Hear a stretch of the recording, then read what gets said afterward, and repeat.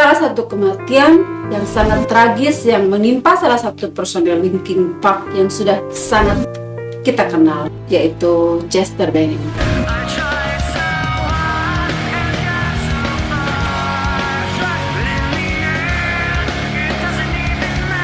Teori konspirasi.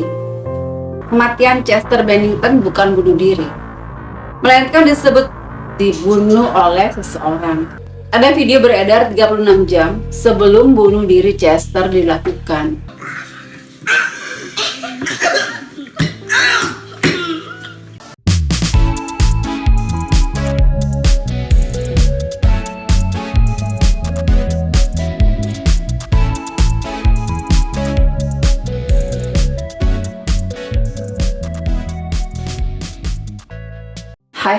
Hai, kembali lagi di channel Bali Encyclopedic Journey bersama saya Nila Wijayanti. Jangan lupa untuk follow channel kami di Facebook, atau jangan lupa klik tombol subscribe di YouTube untuk mendukung channel kami dalam menyajikan video-video tentang fakta-fakta unik, sejarah, sains, dan fenomena-fenomena yang terjadi di sekitar kita dan alam semesta. Oke, malam hari ini saya tidak sabar untuk membahas salah satu kematian yang sangat tragis yang menimpa salah satu personel Linkin Park yang sudah sangat kita kenal, yaitu Chester Bennington.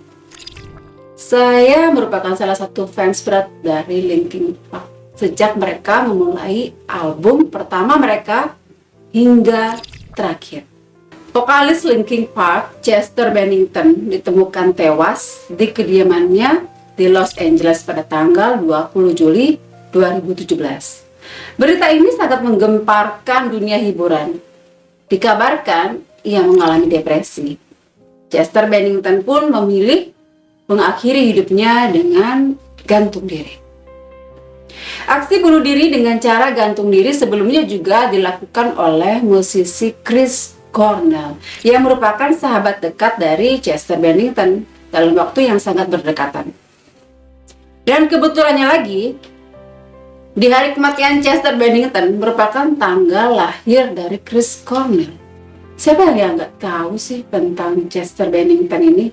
Oke, bagi kalian yang menyukai jenis musik rock alternatif atau heavy metal, pasti tidak asing dengan salah satu vokalis yang terkenal ini, vokalis Linkin Park, yang membawakan lagu In The End, Numb, dan masih banyak lagi tentunya, yaitu Chester Bennington.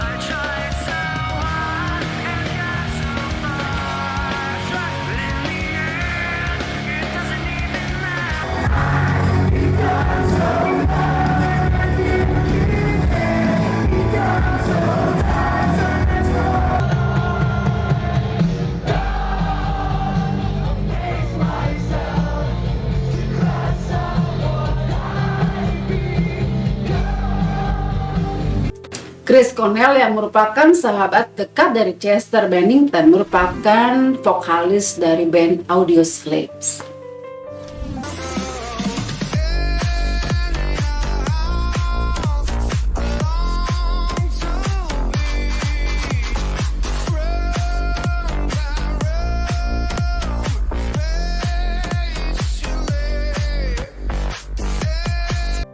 Suatu hal yang sangat janggal mengapa Chester nekat menghabisi nyawanya sendiri pada saat hari ulang tahun sahabatnya tersebut. Semakin banyak orang bertanya, mengapa para selebriti melakukan aksi bunuh diri. Salah satu fenomena yang tragis dan marak terjadi di kalangan selebriti Amerika Serikat. Teori konspirasi. Nah, di balik berita tentang depresinya Chester Bennington, ada beberapa teori konspirasi yang dikabarkan bahwa dia tidak bunuh diri karena depresi ataupun bukan bunuh diri dengan cara hal yang lain, melainkan dibunuh. Konspirasi pertama yang lazim terdengar yaitu apakah para selebriti atau musisi tersebut melakukan perjanjian dengan iblis. Perjanjian manusia dengan iblis untuk mendapatkan sesuatu, misalnya saja ketenaran, popularitas. Hal ini sering terdengar dari selentingan-selentingan di media massa Banyak dari para selebritis dunia diduga melakukan perjanjian dengan iblis, seperti yang diberitakan oleh kolom gosip Amerika. Contohnya saja ada Robert Johnson, Tartini, Marilyn Manson, grup band Iron Maiden, dan masih banyak lagi. Itu konspirasi pertama yang menyebutkan bahwa para selebritis melakukan perjanjian dengan iblis untuk popularitas. 5 musisi yang kabarnya melakukan perjanjian dengan iblis hingga menjadikan mereka ahli dalam bermusik. Siapa saja mereka? 1. Robert Johnson, terkenal sebagai musisi yang sangat handal pada era 1900-an. Ia dikenal sebagai pemain gitar terbaik pada masanya. Bahkan majalah musik Rolling Stones menobatkan Johnson sebagai gitaris kelima terbaik dalam daftar 100 gitaris terbaik versi mereka.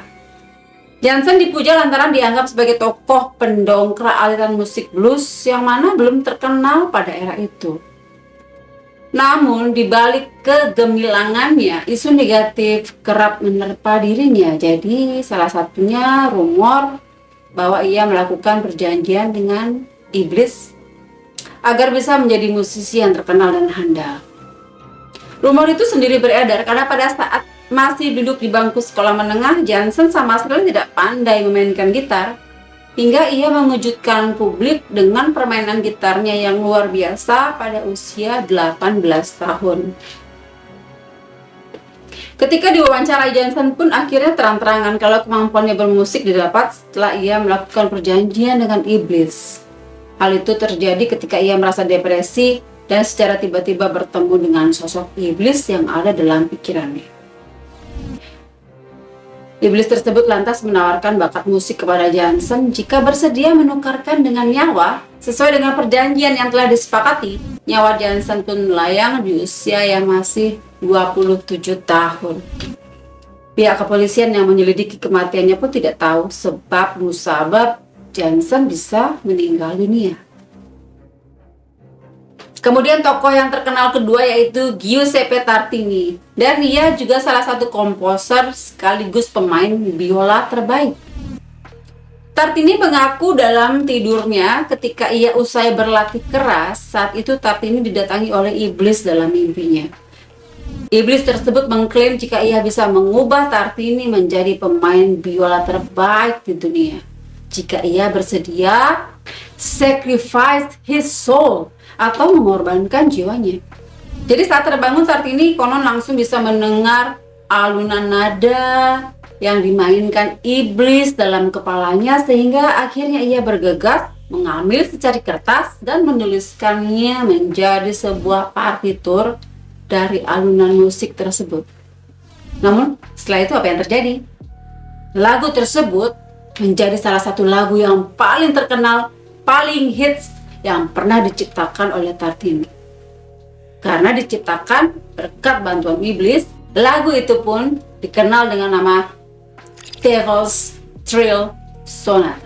Yang ketiga ada Niccolò Paganini, musisi Italia juga, salah satu pemain biola terhebat di dunia yang hidup tahun 1782 hingga 1840.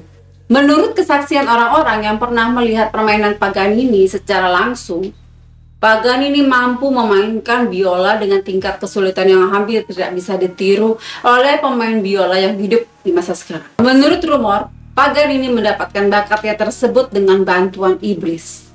Disebutkan, Paganini yang masih berusia 6 tahun telah membuat perjanjian dengan iblis agar bisa menjadi pemain biola terbaik sepanjang masa.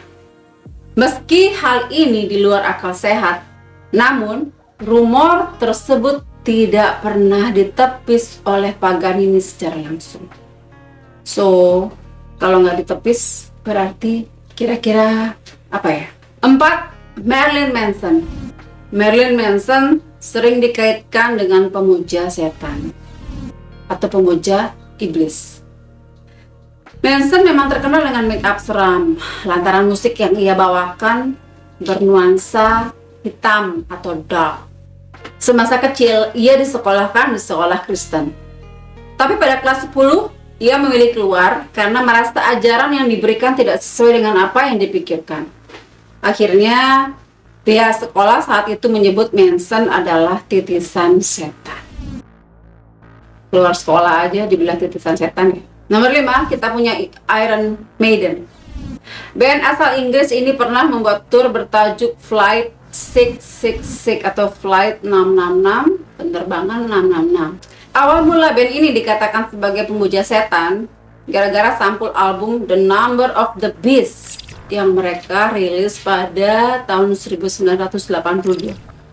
Pada dasarnya tidak ada yang aneh dengan sampul album mereka.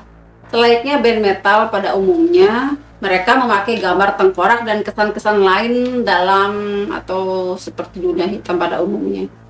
Tapi karena tuduhan melakukan pemujaan setan itu, akhirnya Iron Maiden sempat dilarang konser di Chili pada tahun 1982. So, jika kita gabungkan dengan para selebriti dunia yang lain yang dikatakan sebagai pemuja setan untuk mendapatkan popularitas, Chester Bennington, Chris Cornell, Madonna, Sam Smith, atau yang lain, Justin Bieber bahkan disebut sebagai pemuja setan juga.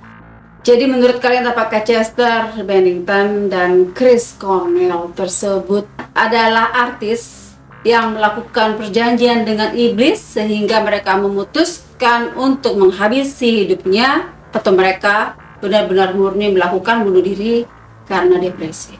Konspirasi yang kedua, sebuah teori baru yang beredar, kematian Chester Bennington bukan bunuh diri, melainkan disebut dibunuh oleh seseorang, seperti diwartakan Digital Music pada 23 Juli 2017 lalu. Isu tersebut menyeruak karena adanya beberapa fakta yang ditemukan. Keluarga Chester Bennington dilaporkan tak percaya sang artis menyerah dengan hidupnya begitu saja. Selama ini, Chester berhasil berdamai dengan dirinya sendiri saat melawan semua penyakit mental hingga ketergantungan obat-obatan terlarang. Seorang polisi Los Angeles, Amerika Serikat yang tidak mau disebutkan namanya, sempat berpikir hal tersebut saat masuk ke tempat kejadian perkara atau TKP. Pembunuhan Chester Bennington dilakukan dan orang tersebut menutupi aksinya dengan memberikan dalih sang artis bunuh diri. Ada pembunuhan yang terjadi dengan meyakinkan orang sekitarnya bahwa korban melakukan bunuh diri. Kami hanya perlu mengungkap dalang di balik semua kasus ini. Kami sudah menemukan beberapa kasus, ungkap polisi setempat. Selama ini, Chester Bennington dikenal sebagai aktivis yang memerangi pornografi pada anak dan pedofilia. Ada dugaan Chester Bennington dibunuh oleh orang-orang yang mendukung tindakan asusila terhadap anak. Bahkan, kematian Chester Bennington dikaitkan dengan Chris Cornell. Keduanya sama-sama ditemukan gantung diri di kediamannya. Hingga kini kebenarannya belum terungkap. Padahal nih, ada video beredar 36 jam sebelum bunuh diri Chester dilakukan. Ia melakukan aktivitas yang biasa saja, sama sekali tidak melakukan atau menunjukkan tanda-tanda akan melakukan bunuh diri karena depresi. Oke, kita coba lihat videonya. Let's hope for the best, World. I just drank myself and I'm gonna die. Oh shit, the same thing. Okay, just a Oh, double Three, dog screw. I I either just, got rotten or something else. Three, just- 2, 1, go.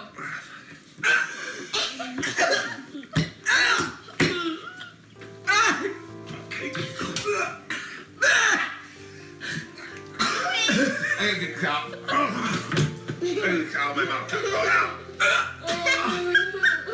Oh my god. Nah, bagaimana menurut kalian? Apakah kalian punya pendapat yang lain? Apakah penyebab kematian Chester Bennington itu karena depresi? Atau karena dibunuh? Ataukah karena ia melakukan perjanjian dengan iblis?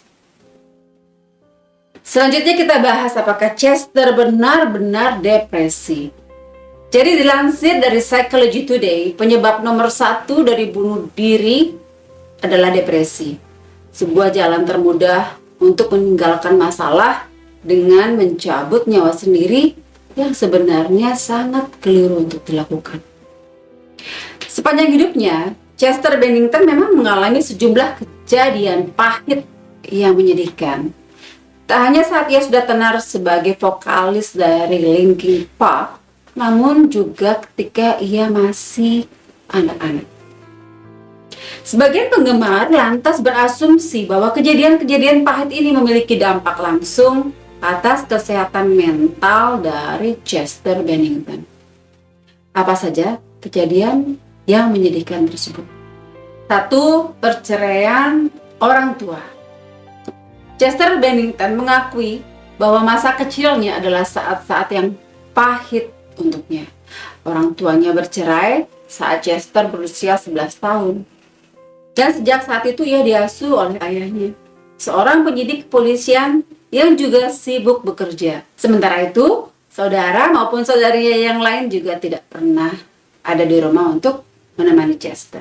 Yang kedua, mengalami kekerasan seksual. Dalam wawancara dengan Kerrang pula, Chester Bennington mengakui satu peristiwa kelam dalam hidupnya, yakni saat ia mengalami kekerasan seksual.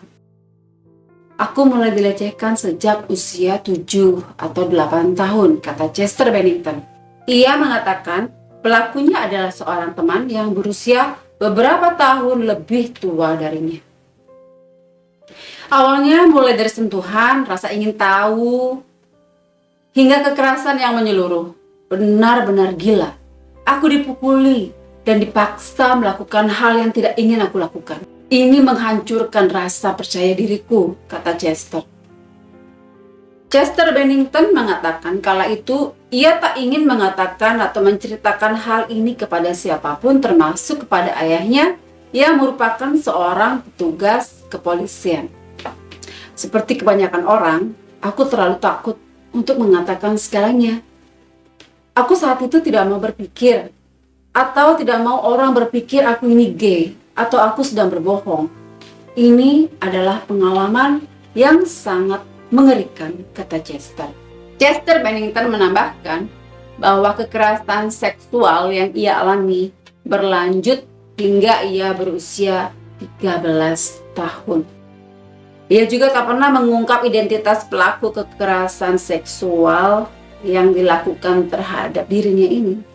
Entah siapa pelakunya, hanya Chester yang menyimpannya rapat-rapat.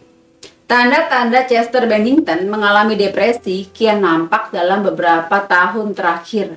Dalam sebuah wawancara di tahun 2015 yang dikutip People, misalnya Chester menceritakan kondisi mentalnya yang terbilang sangat kelam. Aku benar-benar membenci hidupku dan aku merasa seperti aku tak ingin punya perasaan. Aku ingin menjadi sosiopat, aku tak mau apapun, aku tak peduli dan aku tak mau peduli dengan apa yang orang rasakan. Aku ingin tak merasakan apa-apa, kata Chester kala itu. Perannya sebagai penulis lirik di Linkin Park membuat Chester kerap menuangkan perasaannya ini ke dalam lagu-lagunya. Salah satunya dalam lagu Heavy yang dirilis di album terbaru Linkin Park, One More Life.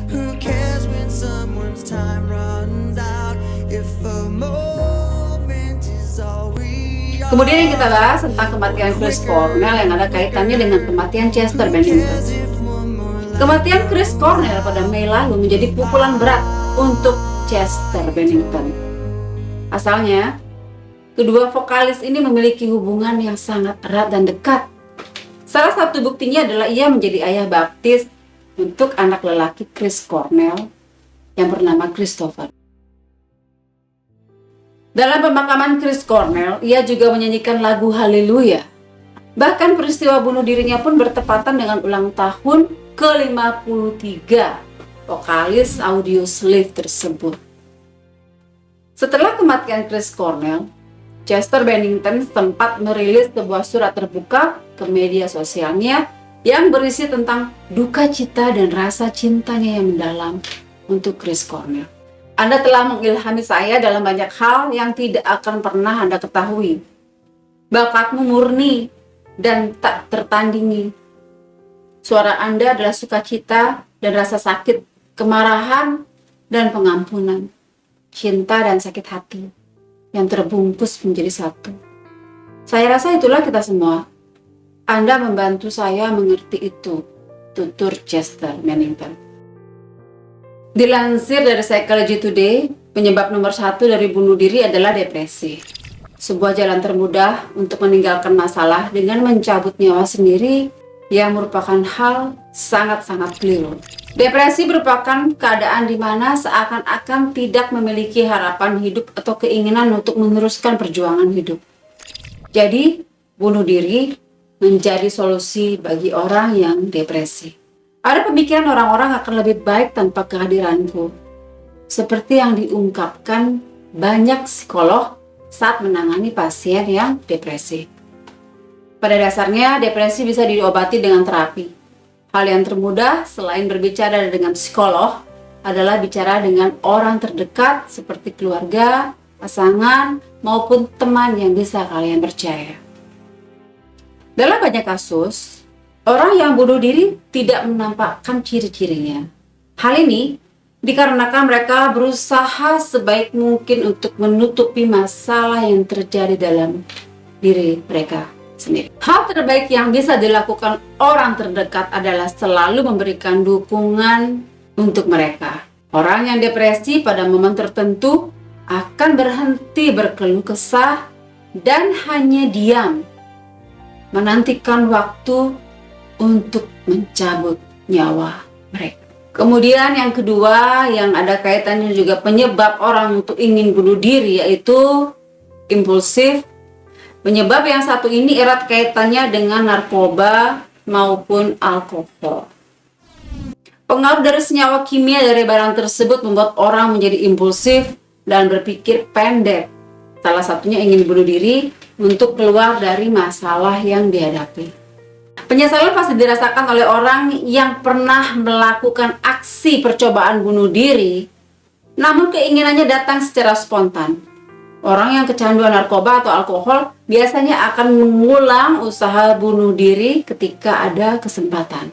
Jadi rehabilitasi dianggap menjadi solusi terbaik bagi orang-orang yang kecanduan narkoba dan alkohol. Dengan demikian, keinginan impulsif untuk mengakhiri hidup akan berkurang seiring masalah yang datang dari kecanduan tersebut. Yang ketiga, orang yang depresi sebenarnya menangis keras dalam hati maupun pikirannya, meminta tolong. Sayangnya mereka tidak tahu harus minta tolong kemana. Para psikolog mendapati aksi bunuh diri seringkali terjadi saat mereka masuk ke dalam fase emosional yang kritis, namun tidak menemukan orang yang bisa diajak bicara atau dimintai tolong. Jika penderita depresi bukan orang yang terbuka atau suka berteman, hal ini menjadi sulit. Karena orang yang berusaha menolong pun biasanya akan ditolak mentah-mentah. Itulah sebabnya bantuan secara profesional seperti psikolog atau psikiater, bahkan ahli spiritual bisa menjadi pertolongan yang terbaik. Terdengar mengejutkan, namun banyak psikolog yang mempelajari bahwa aksi bunuh diri banyak yang sudah direncanakan secara matang dari jauh hari. Ada motivasi di balik mencabut nyawa lebih cepat seperti penyakit parah, hutang, bahkan momentum terkait sesuatu yang memicu seperti kehilangan orang yang sangat dicintai. Seperti kisah Romeo dan Juliet atau bahkan kematian desainer Alexander McQueen pasca meninggal oleh ibunya. Kehilangan motivasi hidup membuat orang yang depresi tersebut kehilangan arah. Sehingga ada banyak kasus saat depresi melanda. Bunuh diri menjadi jalan terbaik yang sebenarnya sangat keliru. Semangat hidup harus terus membara, apapun kesulitan yang dihadapi dalam kita menjalani hidup ini. Karena pada dasarnya hidup memang keras. Itulah sebabnya kehadiran orang terdekat hingga kedekatan kita dengan Tuhan dapat membantu orang untuk terus berjuang. Dalam beberapa kasus, gangguan jiwa merupakan penyebab bunuh diri yang juga banyak ditemukan. Mendengar suara-suara yang mendorong mereka untuk mengakhiri hidupnya erat kaitannya dengan gangguan skizofrenia. Gangguan kejiwaan seperti ini juga sebenarnya bisa diobati dengan rehabilitasi dan bantuan profesional. Tidak sebentar dan membutuhkan waktu yang cukup lama dan terkadang dibantu dengan obat-obatan dari resep dokter. So, kalau kalian punya tanda-tanda seperti ini, memiliki depresi, amarah, kemudian ada tidak mau meminta pertolongan, enggan untuk didekati oleh orang lain, atau menyimpan permasalahan yang begitu berat sendiri, saya rasa Anda butuh bantuan psikolog, psikiater, dan jangan lupa untuk selalu dekat dengan Tuhan. Oke, hal itu tidak bisa dibiarkan berlarut-larut. Jangan malu dan jangan lupa untuk meminta bantuan kepada psikiater atau psikolog yang sekiranya dapat membantu semua keluhan yang Anda miliki. Depresi atau bunuh diri atau percobaan bunuh diri mendapat perhatian yang paling besar saat ini di dunia. Banyak orang mengalami depresi, banyak orang melakukan percobaan bunuh diri untuk lari dari masalah mereka. Apakah anggota keluarga, salah satu anggota keluarga atau salah satu teman kalian memiliki ciri-ciri depresi, kecemasan berlebih, kekhawatiran? Jangan segan-segan untuk mengulurkan tangan, mengulurkan bantuan, menjadi tempat berkeluh kesah, sehingga bisa meringankan dan bisa membantu orang yang depresi. Jika kalian memiliki salah satu anggota keluarga yang mempunyai ciri-ciri seperti di atas, jadi orang ketawa berlebihan tuh juga bisa depresi, kategori depresi. Makanya si Robin Williams tuh, kok Robin Williams, oh ya bener, Robin Williams tuh kan ketawa banyak terus tapi jiwanya hancur. So, bagaimana pendapat kalian guys? Mungkin kalian memiliki pendapat yang berbeda. Silakan komen di kolom komentar. Dan jangan lupa untuk menekan tombol like, share, serta aktifkan tombol lonceng untuk mendapatkan pemberitahuan video-video terbaru kami. Jangan lupa untuk follow channel kami di Facebook, atau jangan lupa klik tombol subscribe di YouTube untuk mendukung channel kami dalam menyajikan video-video tentang fakta-fakta unik, sejarah, sains, dan fenomena-fenomena yang terjadi di sekitar kita dan alam semesta. Sharing is caring. Thank you for watching. Bye.